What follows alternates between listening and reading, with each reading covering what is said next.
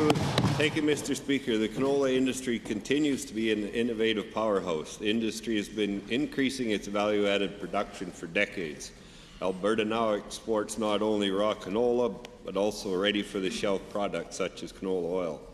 Alberta's canola industry has made innovations in production of not only value-added foods, but also healthcare, nutraceutical products, and as well as biolubricants, biodiesel, and bioplastics. To the Minister of Agriculture, how are you helping the canola industry to further its efforts in value-added production in Alberta? The Honourable Minister of Agriculture and Forestry. Thank you, Mr. Speaker, and for the member for the question. There's been recent an announcement from Richardson and Lethbridge to expand their production there. The Cargill plant in Camrose, it's been open for a while, they had room to expand there. There's also, too early to tell yet, but there is going to be an opportunity for a new plant even in Olds that's going to be, hopefully, the shovels in the ground this year. So the canola industry does look good. It's robust. I'm happy to say that the markets around the world are also expanding, either in United Arab Emirates, India, China, South Korea, around the world. So the canola industry looks good for this province, and I encourage those producers to put that in their rotation. Thank you, Mr. Speaker. First supplemental.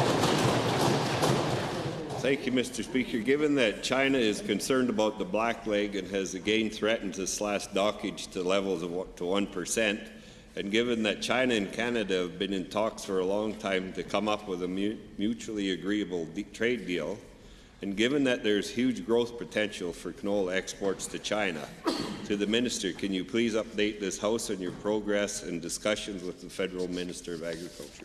Honourable Minister. Thank you, Mr. Speaker, and again for the member for the question. So last November, the federal government, at the federal agriculture minister, had an opportunity to talk, and the Prime Minister had an opportunity to talk to the Chinese government. They were able to stay the concerns that he had around the blackleg. It's been stayed to, I believe, till the year 2020. But those conversations continue. What more we can do to ensure that that situation doesn't arise again, and making sure that China and the rest of the world enjoys our good products, including canola and canola oil, Mr. Speaker. Second supplemental. Thank you, Mr. Speaker.